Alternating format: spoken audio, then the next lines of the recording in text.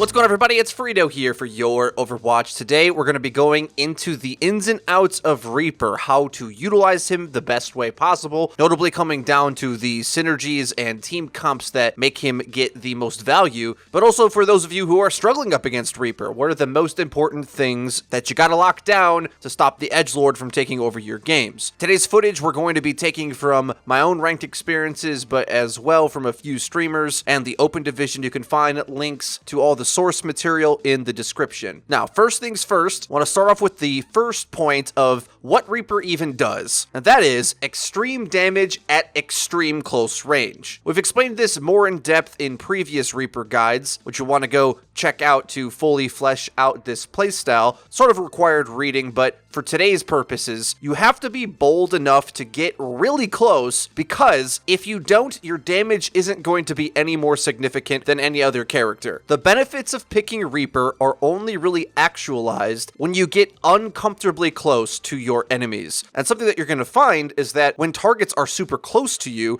it actually could be harder to aim, because you might think intuitively, well, they're a bigger target closer up, right? Well, yes, but also their movement is going to be more drastic on your screen as well. So what you want to do is find those openings to go for a really ballsy push towards the enemy, to jam your shotguns in at close range, overwhelm them with too much damage and lifesteal to secure your kills. Here on Busan, we can see IDDQD make this read on the Zarya, who, as he's turning this corner pursuing with his team, he can tell the enemy Reaper's running away. Zarya's teammates leaving her behind. That means he can Wraith form aggressively right into the Zarya's back, and the beautiful thing about Reaper's damage is if you get in close enough, no amount of healing can save the thing that you're shooting. Gets himself in close, and it's tank cleanup from there. That probably wins the fight, but also look at the remarkable amount of lifesteal he gets even after tanking this stun from the McCree. He goes down to 3 health, but because he's in extreme close range, he self-heals 150. This is why I want to put a little bit of an asterisk over McCree as an assumed counter to Reaper, because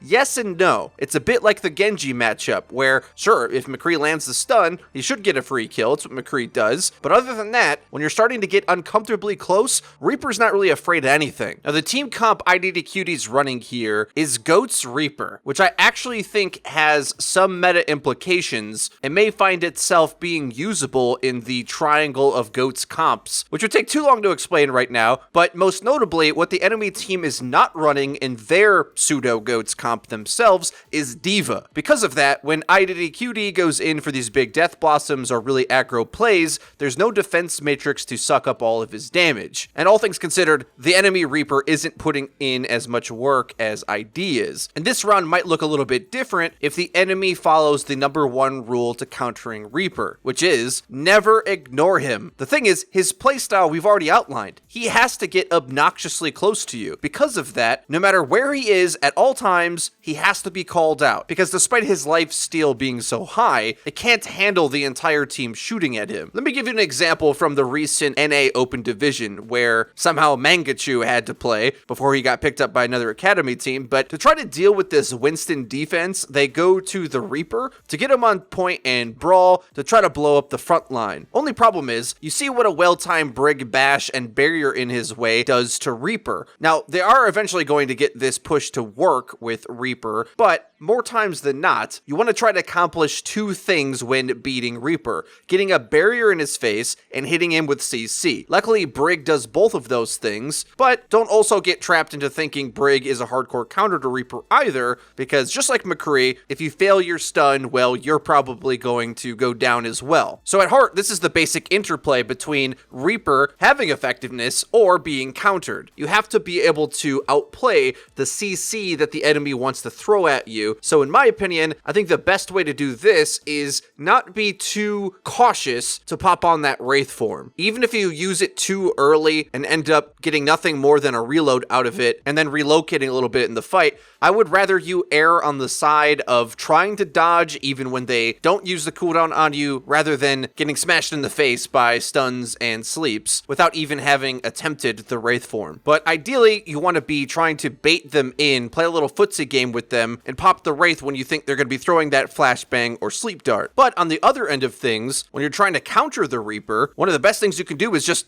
not waste those cooldowns. Remember, he has to get extremely close to you. So because of that, if you're always running away and kiting, you can play keep away against Reaper, and as long as you maintain that ranged advantage, your team will be doing way more damage than theirs. Sometimes that is going to require you to drop the objective, which is something that I know in ranked no one ever wants to do, but to some degree, Reaper gets in on point. If you don't have the right cooldowns to take him out, he just wins. And the right call is to have your tanks run away until you're able to deal with that threat, even if you start to lose some objective in the process. And I've been getting a lot of questions from tank players on how do we deal with Reaper, and to a large degree, you don't. Only D.Va is really useful against him, other than like Roadhog hitting him with a hook. Everything else, unless you're putting barriers in his way where he can't get any lifesteal off, you don't do much to Reaper at all, especially now that he just lifesteals instantly, way more than you can damage. So because of that, your job is to funnel the fight towards your damage and supports who have the utility to deal with him. And if he's on you, that means whatever space you're holding, you just have to give up. You also may want to consider playing less tanks in a 3 DPS setup with just more range damage because of this. And if you do, it shouldn't feel too hard to force the Reaper to swap. Now next we're going to talk about specific counters and synergies, and the cornerstone of all of that is Ana, because she both counters Reaper really hard, but also synergizes with him better than any other support, beyond maybe Lucio, where speeding him in to close the distance gets you in the spot you want to be anyway. But with Ana, you have a sleep dart that fires at range, which should be a massive threat to Reaper anytime he tries to poke his head out, but also your anti-nade stops his lifesteal, which is his strongest attribute. You hit either of those abilities onto him, your team is going to have a much easier time dealing with him, and he'll feel like he's not really doing anything. But on the other end of things, comboing with your own Reaper with Ana utility is some of the best ways to utilize Ana. We didn't break this down in the in-depth math of the Reaper lifesteal video, but you also can put healing amp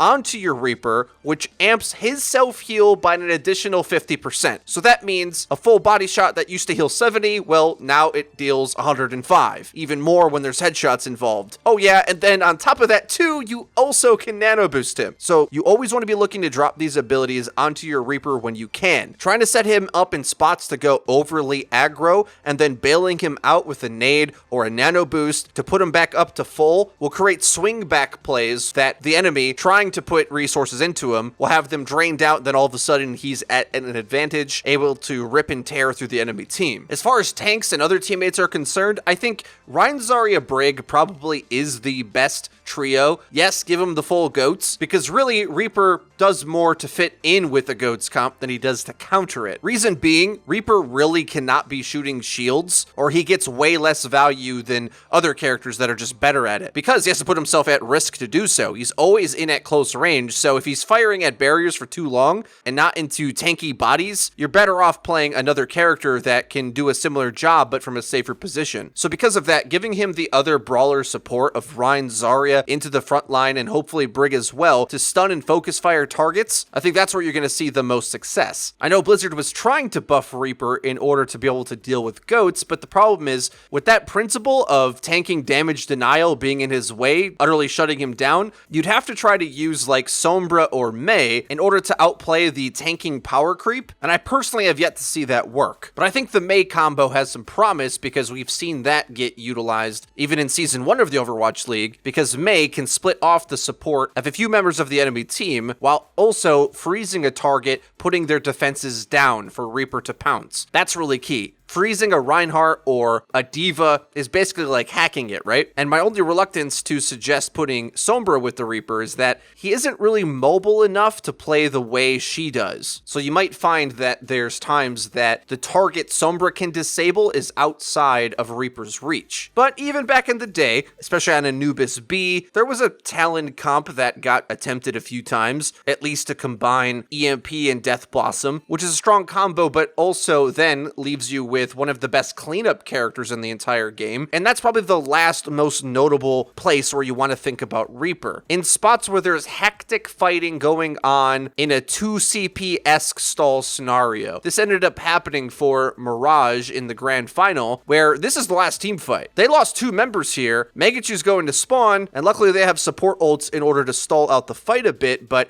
he comes back as Reaper and builds a ton of ult charge in short order, really showing off Reaper's ability to turn the tides in a stall fight. So if you're still struggling against Reaper, remember the most important rule is that the whole team has to respect him. The hero's playstyle is kind of a skill check on your ability to land CC, but also win footsie battles with movement. So because of that, you'll want your own Lucio to be able to speed the team away and boop him away, as that significantly lowers his damage as soon as he's not right up on you. And an Ana as well is one of the easier sleep targets to hit out of the DPS category, so that's one you want to carefully line up. And then everybody else, as long as you're setting up for stronger range damage angles, most characters are going to put in more work, as long as somebody doesn't make a mistake and let the Reaper run up on them. Guys, that's gonna be everything for today's video. I hope you did enjoy it. If you did, please be sure to leave it a like. It really does help us out and lets us know that you're enjoying the content. And be sure to hit the bell icon so that you get notified when our videos go live. Link to the description is our Twitter, where we tweet out news, updates, and dank memes. That's been it for me. I've been Frito for your Overwatch. See you guys next time.